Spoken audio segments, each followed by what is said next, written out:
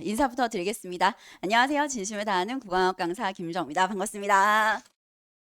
혹시 오늘이 6평 D-Day 며칠인지 알고 계실까요? 오, 맞아요. 오늘은 6평 D-Day 16일입니다. 사실 애들이 알아야 될 텐데 말이죠. 우리 애들은 큰 생각이 없어요. 어떡하지? 네. 오늘 제가 준비한 이야기는 바로 이 내용입니다. 딱 16일 남은, 이제 아마 어머니께서 돌아가셔서 아이들에게 전달하면 아마 15일이 되겠죠? 남아있는 이 기간 동안 대체 뭘 해야 하나라는 이야기를 지금부터 드려보도록 하겠습니다. 나눠드린 자료는 없고요. 저는 항상 설명회를 위해서 항상 새롭게 PPT를 전부 다 만들거든요. 그래서 이 내용도 정말 오늘을 위한 내용이라고 생각하시면 될 것 같아요. 그래서 필요하신 내용 있으시면 메모하셔도 되고, 아니면 필요하신 내용 있으면 제가 어머니 이제 찍으시면 돼요 라고 이제 말씀을 드릴 거예요. 네, 그때 같이 보시면 될 것 같아요. 어머니가 핸드폰 하시면 애기도 핸드폰 해요, 어머니. 네. 저 애들 그런 거 되게 혼내거든요. 이야기를 드려보도록 하겠습니다. 네. 일단 뭐 제가 말씀드리지 않아도 이번 6평이 중요하다는 이야기는 다 알고 계실 거예요. 왜 중요할까요? 일단 제일 첫 번째, 재수생과 치르는 첫 번째 시험이니까. 사실 우리 아이들이 지금까지 뭐 3월도 받고 5월도 받고 하지만 그 모든 시험들은 고3들끼리 본 시험이에요. 재수생과 보는 첫 번째 시험. 공부를 잘하는 친구들이 재수할까요? 공부를 못하는 친구들이 재수할까요? 다 하죠. 그럼요. 공부를 잘하는 애도 하고 못하는 애도 하고.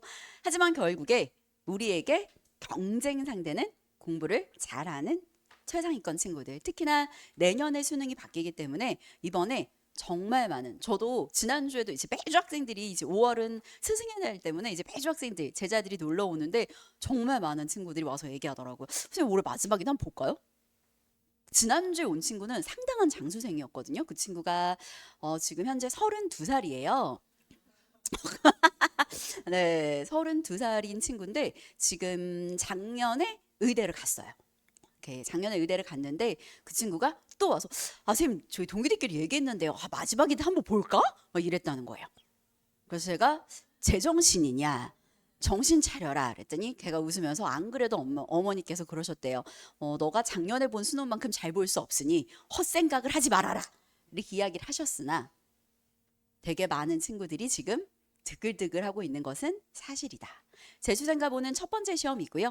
그리고 두 번째, 그러니까 당연히 비교 집단 속에서 내가 어느 정도 될까라는 걸 확인할 수가 있겠죠. 그리고 두 번째는 올해 치르는 첫 번째 평가원 시험이기 때문이겠죠. 그러니까 당연히 물론 6월 성적이 9월 성적이 수능 성적으로 그대로 이어지는 건 아니겠지만 그래도 수시 쓸 때 담임쌤이 가장 많이 기준점으로 잡는 건 너 6월 이랬잖아. 9월 이렇잖아. 그니까 여기 쓰자. 라는 이야기의 기준이 될 겁니다. 그리고 사실 제가 이 얘기에서 3월, 5월 이야기를 하지 않는 이유는 제가 3평 설명회 때 말씀드렸는데 이번은 3평, 상당했어요. 자, 숫자로 말씀드릴게요. 기억하고 계실지 모르겠지만 이번 3평의 언매 기준 1컷은 79점이었습니다. 국어 1컷이. 근데 5월 언매 기준 1컷 94점이에요. 굉장히 시험이 오락가락 널뛰기를 하고 있죠. 이런 상황 속에서 아이들은 자기의 지금 현재 국어 실력이 어떤 정도인지 확인이 불가능해요. 아마 이번 6평이 굉장히 큰 분기점이 될 거라고 생각을 합니다. 자, 그렇다면 뭐 해야 돼? 그래. 열심히 하자. 화이팅! 이렇게 하고 끝낼 수는 없잖아요. 그래서 영역별로 독서, 그리고 문학, 그리고 선택 각각과 어떤 것을 해야 하는지 한번 이야기를 시작해 보도록 하겠습니다. 첫 번째 독서 이야기부터 먼저 해볼게요. 우리 아이들이 가장 먼저 해야 하는 건 저는 작년 6평을 토파보는 거라고 생각합니다. 작년 6평. 네, 이거는 써주시면 될 것 같아요, 어머니. 제가 불러드릴게요. 1번 작년 6평. 작년 6평 토파보기. 토파보기는 순 우리말이에요. 더 상세히 자세히 살펴보다, 들여보다 뭐 이런 뜻이거든요. 네, 제가 작년 6평 토파보기라고 썼던 이유가 뭐 때문이냐면 아마 지금 자제분들 중에서 작년 6평을 안 풀어본 친구는 아무도 없을 겁니다. 근데 이제 문제는 이거죠. 우리 아이들은 푸는 걸 분석했다고 생각해요. 그건 그냥 푼 건데. 자, 그렇다면 선생님 토파보기라는 게 뭐예요? 하나하나 뜯어보는 거죠. 내가 어떤 지문에 취약하지? 내가 어떤 문제를 틀렸지? 그럼 나는 어떤 부분에서 사고 과정에 오류가 있었던 거지? 이런 문제를 안 틀리기 위해서는 어떻게 해야 하지? 라는 이 모든 내용들을 하나씩 뜯어보는 겁니다. 제가 대표적으로 하나를 가지고 왔는데요. 이건 작년 6평이에요. 지금 한번 이 표를 살펴보실까요? 작년 6평의 독서입니다. 1번에서 3번 독서, 4번에서 9번 가나 지문 나왔고요. 10에서 13번 과학기술, 14에서 17 인문. 작년 6평이 딱 이렇게 출제됐거든요. 자, 오른쪽을 보실까요? 독서 이론 비연계입니다. 찍으시겠어요? 네, 찍어주세요. 네, 찍으시고 설명할게요. 그럼. 자, 설명드릴게요. 이 표에서 보시면 될 건 이거예요. 지금 보시면 1번에서 3번 독서로는 비연계로 출제되는데 독서로는 아무런 의미가 없습니다. 연계든 비연계든 애들은 다 맞아요. 자, 그럼 이제 문제는 여기서부터겠죠? 이 가나 지문에서는 나가 연계로 출제됐고 과학기술 연계, 인문 연계였어요. 우리가 여기서 가져갈 수 있는 거, 어머, 그럼 지문이 다 EBS 연계구나. 부분 연계부터 시작해서 플로리디 같은 경우에는 EBS 똑같은데? 거의 이 정도로 굉장히 강한 연계 체감까지 작년 6평 이렇게 출제됐습니다. 그리고 작년 6평의 독특한 부분은 가나가 사회로 출제됐다는 거예요. 저 자리는 원래 항상 인문 지문 자리거든요. 항상 인문 지문이 가나. 왜냐면 인문은 결국 누군가의 생각이기 때문에 입장 차이를 보여주는 가나로 출제될 수밖에 없는데 작년 6평은 이게 법 지문으로 나온 거예요. 왜? 28 예비 시행. 내년에 수능 바뀌잖아요. 내년에 바뀌는 수능이 이 자리에 사회가 있거든요. 작년 6평에 이렇게 출제가 됐었고요. 이 모양 그대로 수능에 출제됐습니다. 작년 수능 저 애들한테 얘기했군요. 야, 6평 이렇게 나왔잖아. 이래서 저래서 수능도 이렇게 나올 거야.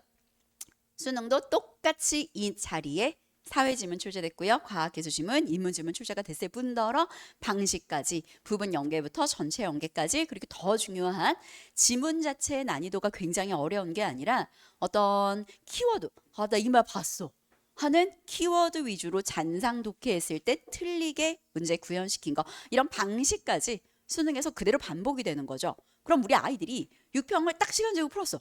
근데 내가 틀린 문제가 있는 거죠. 똑같은 이유로 다른 문제를 또 틀리기 때문에 평가원이 답을 만들어내는 방식들을 분석해보는 이 과정이 굉장히 유의미하다라고 말씀드릴 수 있을 것 같습니다. 자, 그리고 우리 아이들이 이렇게 세트를 풀어보잖아요. 그러면 취약한 제재가 있어. 아마 댁에 가셔서 아이한테 물어보시면 바로 대답할 거예요. 너는 비문아 어디가 어려워? 이렇게 하면 아이가 얘기할 거예요. 엄마 나는 좀 과학이 좀 어려워. 엄마 난 좀 기술이 어려워. 엄마 난 좀 인문이 어려워. 엄마 난 경제가 좀 어려워. 하는 분명히 자기가 취약하다고 생각하는 제재가 있을 거예요. 그 제재를 베스트는 모든 것을 모두 열심히 다 잘하는 거죠. 근데 우리는 시간이 제한돼 있잖아요. 제한된 시간 속에 점수를 잘 올리기 위해서는 남아있는 기간 동안은 좀 취약 제재를 공략해보는 연습 저는 필요하다고 생각합니다. 두 개를 쪼개서 이야기할게요.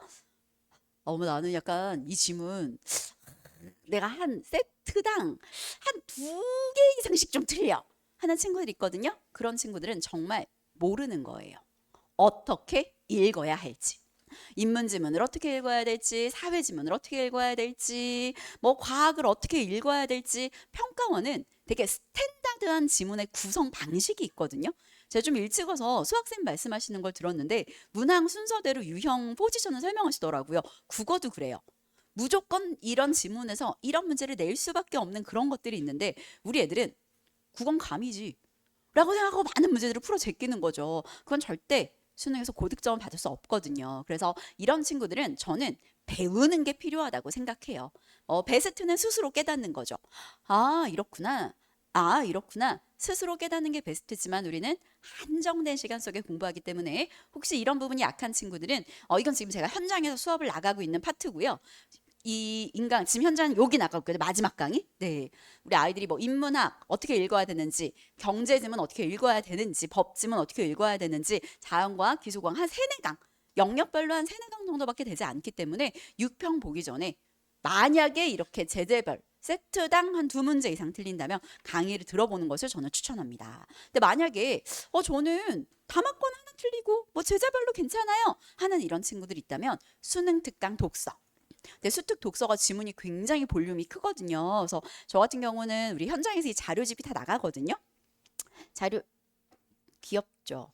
예, 자료집 내용을 보시면 이런 식으로 약간 아이들이 시험장에서 이런 지문을 처음 본다고 생각해 보세요.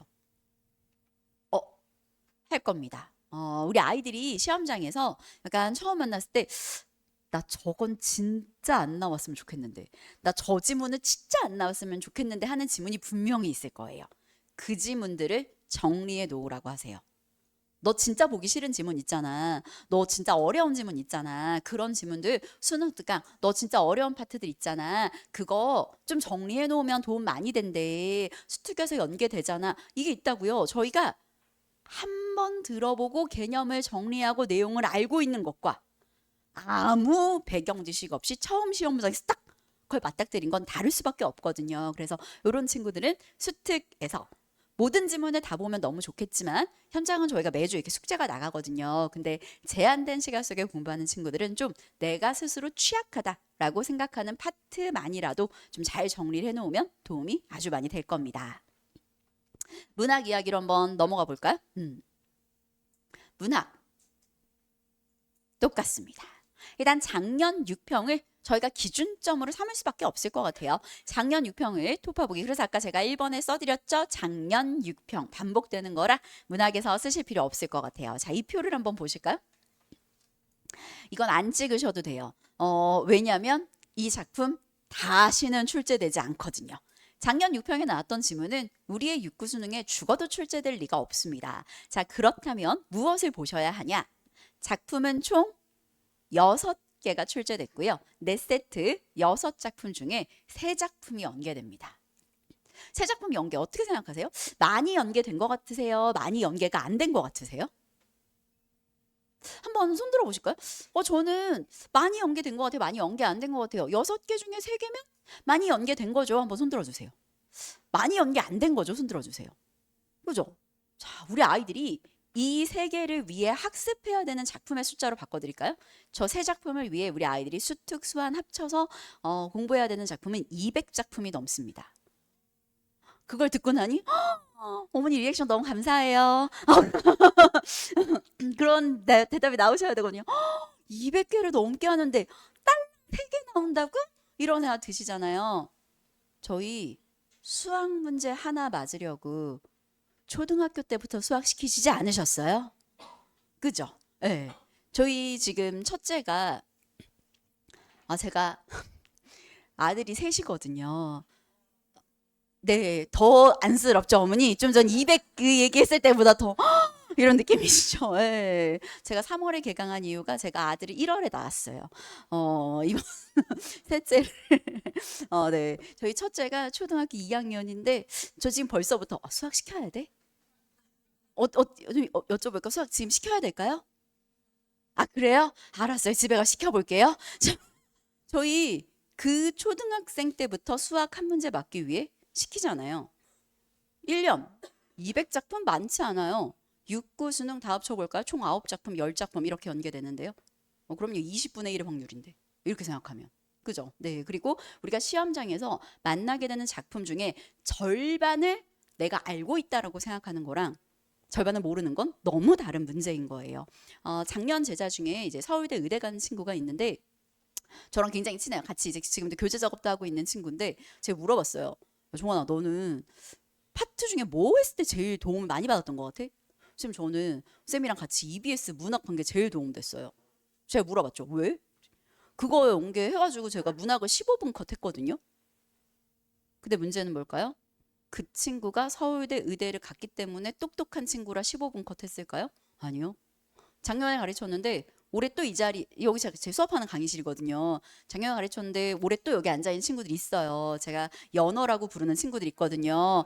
반가워 우리 연어들 회귀했구나 막 이렇게 하는 그 친구들 거의 대부분 문학 15분 컷 했습니다. 그럼 그 15분 컷 하고 나머지 시간 전부 다 어디에 쓸까요? 독서에 쓰겠죠. 그게 저희의 전략입니다. 문학 같은 경우에는 결국에 철저한 연계 대비가 중요할 수밖에 없어요. 근데 문제는 수특의 작품이 138편이라는 거죠. 그럼 16일 동안 우리 아이들이 138편을 할 수 있을까요? 못하겠죠. 그래서 준비했습니다. 수특 작품을 우리 아이들이 의미 있게 학습해야 돼요. 의미 있는 학습이란 무엇이냐? 자, 같이 한번 살펴볼게요. 잠시 후에 찍으라고 말씀드릴 때 찍어주시면 돼요, 어머니. 네.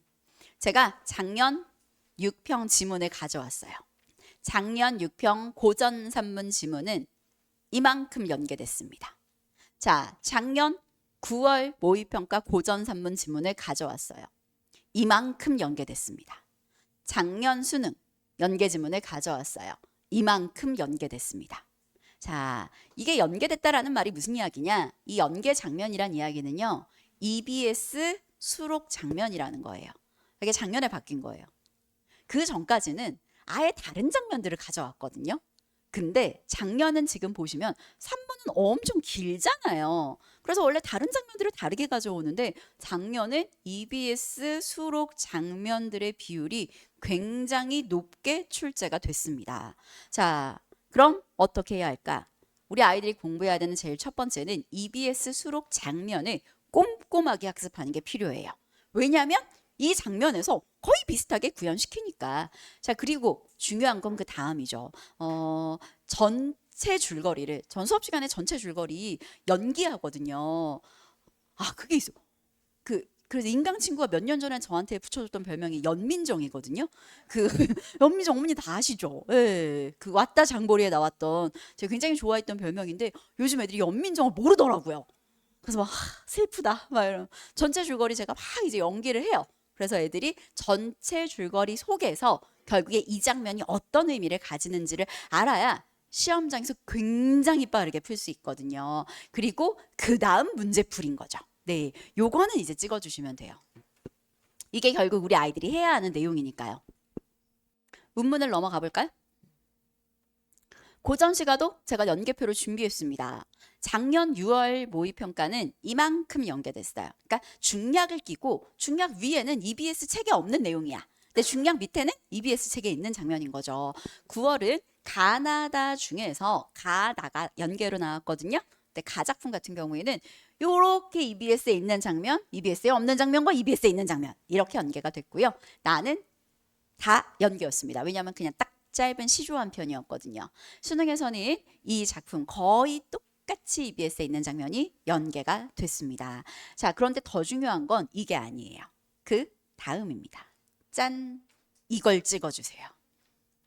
고전시가가 갈래가 굉장히 많아요. 아마 기억하실 거예요. 거부가 머리를 내어라 라는 구지가 고대가요부터 시작해서 쭉 이어지는 수많은 갈래 중에 평가원은 딱 2개만 출제합니다. 연시조 가사. 그래서 우리 아이들이 제가 이 표를 준비한 이유가 있어요. 만약에 물리적인 시간이 너무 없다.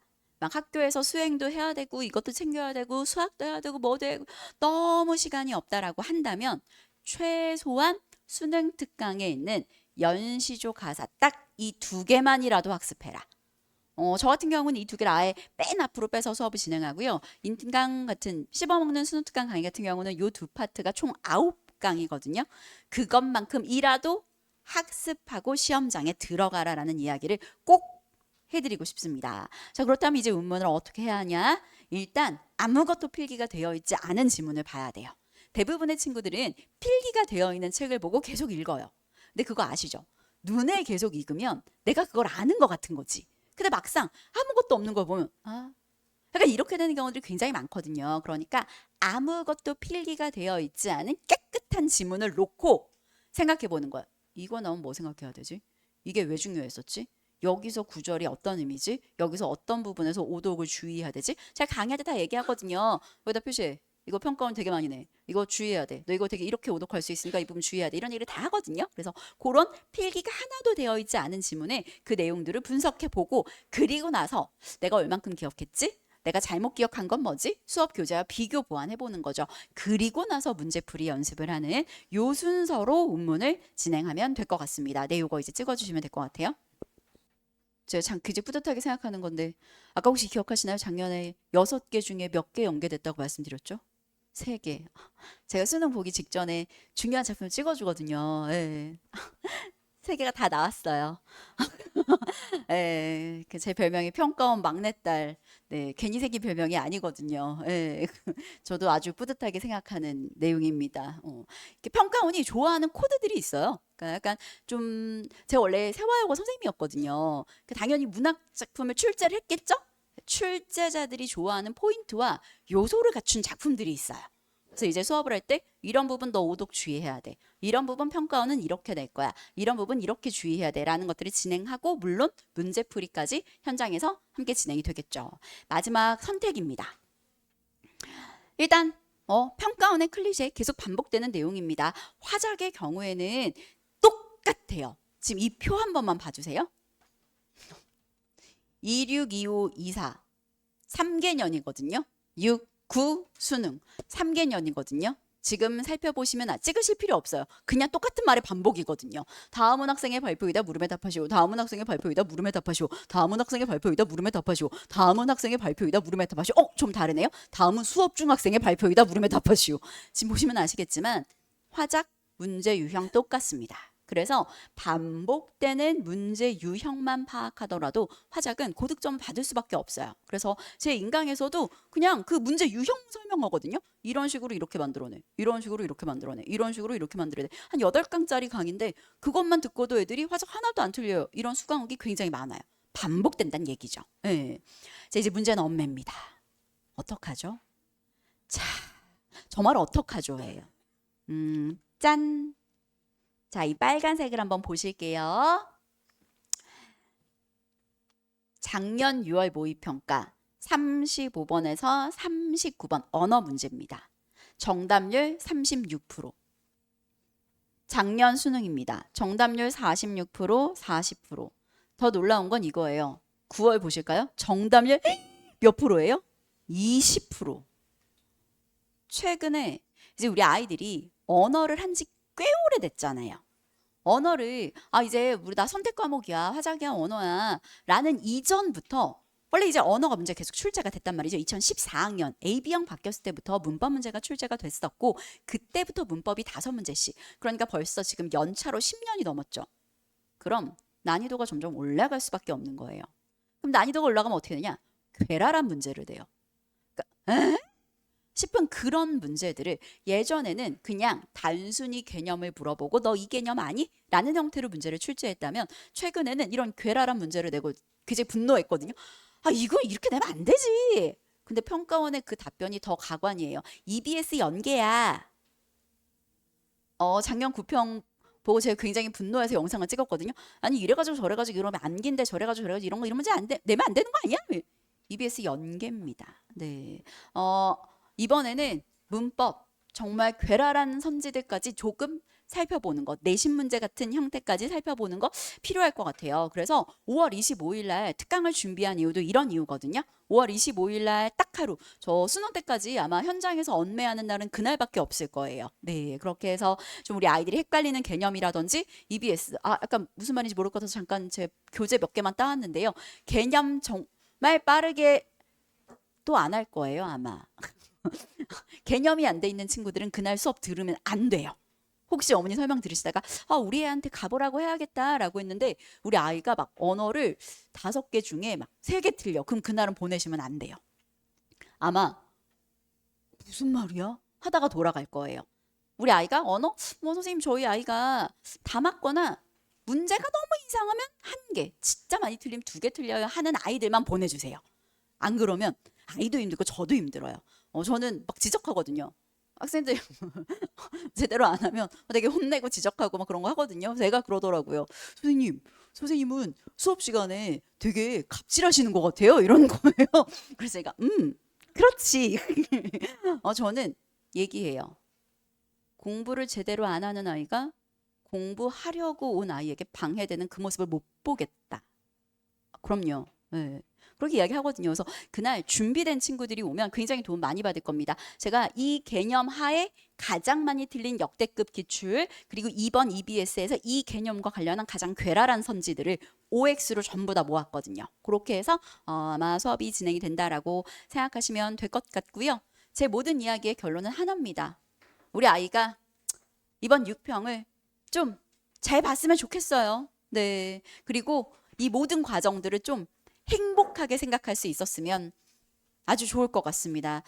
제가 스승의 날이어가지고 친구들이 많이 놀러 오는데 엊그저께 제자한테 연락이 왔더라고. 뭐 얘기하다가 선생님, 제가 선생님한테 배운 지 16년 됐잖아요. 이러는 거예요. 그럼 전 과연 몇 살일까요? 내가 널 가르친 지 16년이 됐니? 16년 된 제자부터 작년에 가르친 제자까지. 저는 그게 참 좋아요. 애들 가르치는 게. 누가 물어보시더라고요. 아니, 애 낳은 지 한 달 만에 복귀한 거거든요. 이제 조리원에서 수업을 나왔어요. 왜 그렇게까지 해? 그때 EBS 시작해야 6평 전에 완강해. 저는 우리 아이들이 시험을 잘 봤으면 좋겠고, 사실 그런 결과론적인 것도 너무 중요하지만 그 과정에서 아, 내가 이렇게까지 할 수 있는 사람이구나. 내가 이렇게까지 성장하고 노력할 수 있는 사람이구나. 라는 걸 느낄 수 있었으면 좋겠거든요. 그래서 제가 아이들한테 그렇게 하는 이유는 하나예요. 얘기하거든요. 인생에서 어떻게 생각하면 가장 중요한 시험일 수도 있는 수능에 너가 나를 선택한 거잖아. 그럼 선생님은 그만큼 내가 할 수 있는 최선을 다하는 게 너무 당연한 일이라고 생각해. 라고 이야기하거든요. 네. 현장에서 아이들 꼭 좋은 성적 거두고 그 과정 행복할 수 있도록 최선을 다하겠습니다. 감사합니다.